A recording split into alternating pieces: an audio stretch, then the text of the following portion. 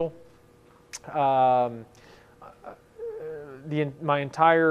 our entire goal, should I say, was to try to get a top 10 non-conference strength of schedule. I mean, that's the goal, to prepare us for conference season, which is going to be tough, and obviously for the conference tournament, and then for postseason play.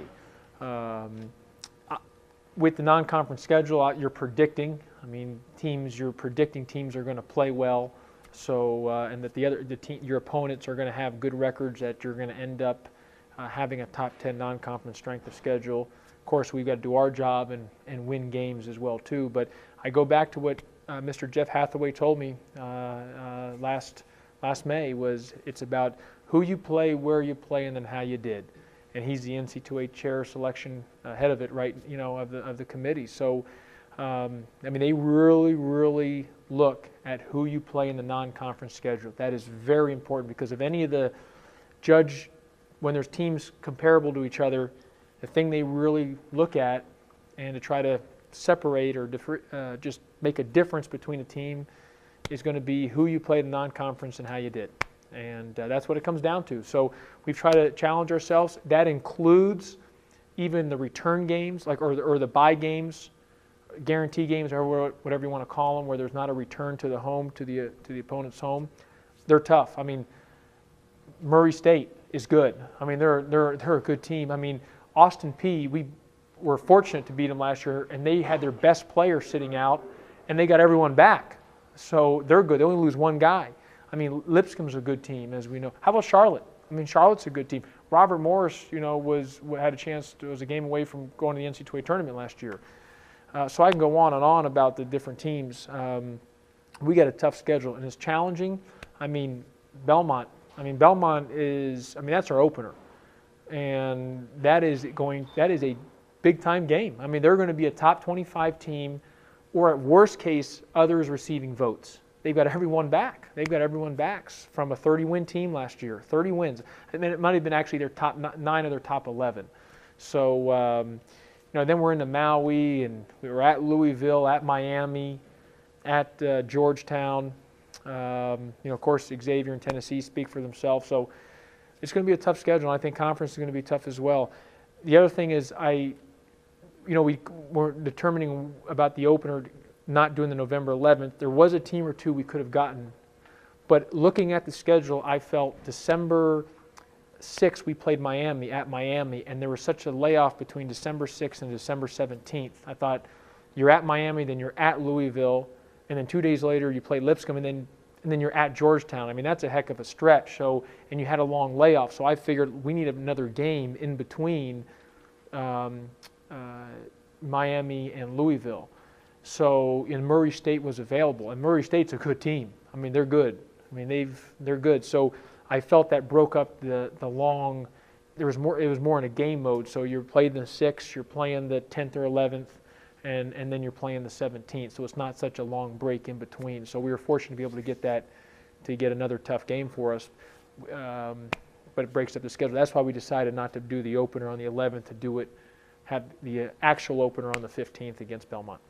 Josh, comparing last year's schedule to this year, you had a bunch of freshmen, so surely in the back of your mind you didn't want to overschedule them. Right. Was that restraint gone this year in your mind?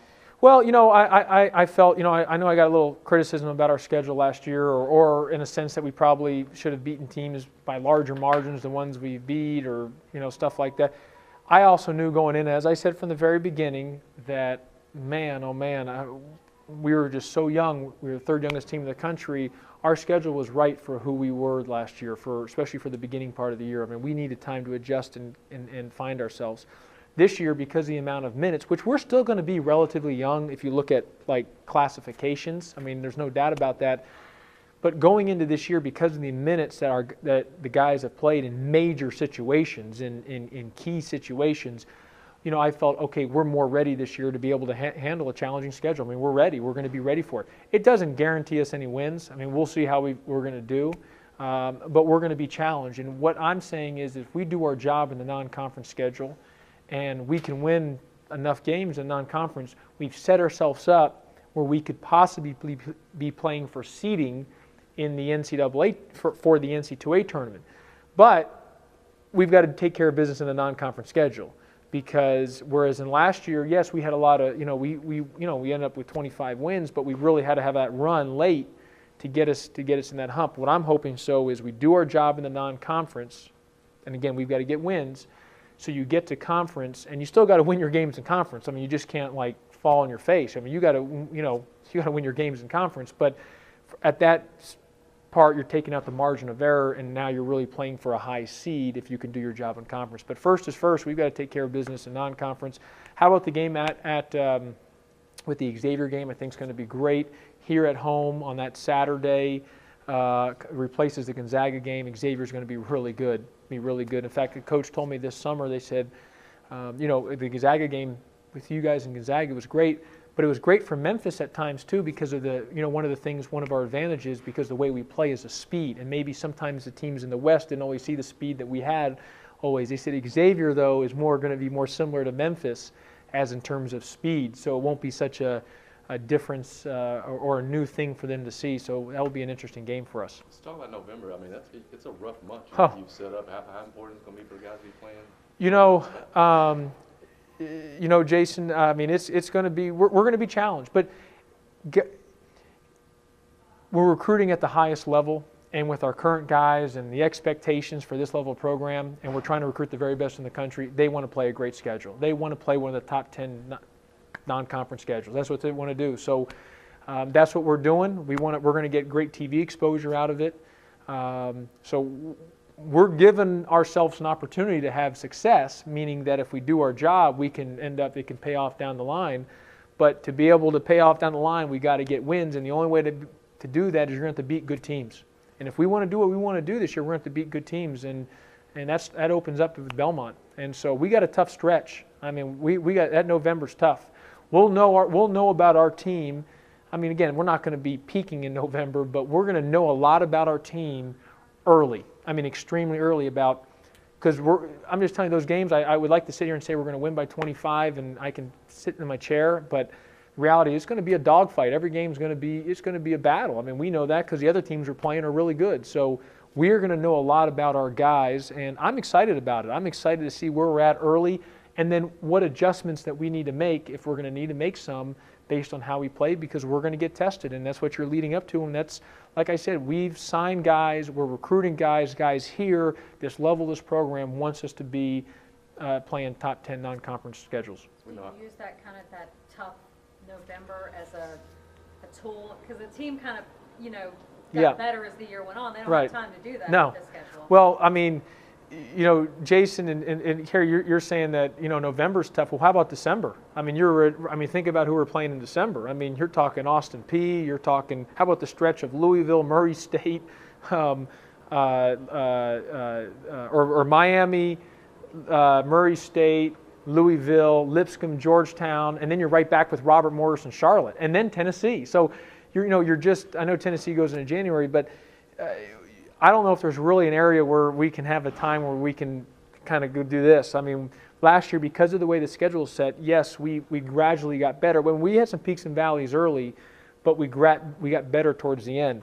The way the schedule's set up, I mean, we got to be at a high level every game. I mean, there is no where, hey, we can have an off game, we might be able to sneak out a victory. No, we've got to be at a high level every game. But I've said this other times, Chris Crawford and a few of the other guys at my house last year when the selection, everyone was there at the selection Sunday, came to me when our name popped up, after a name popped up playing Arizona, and they says, Coach, we understand now.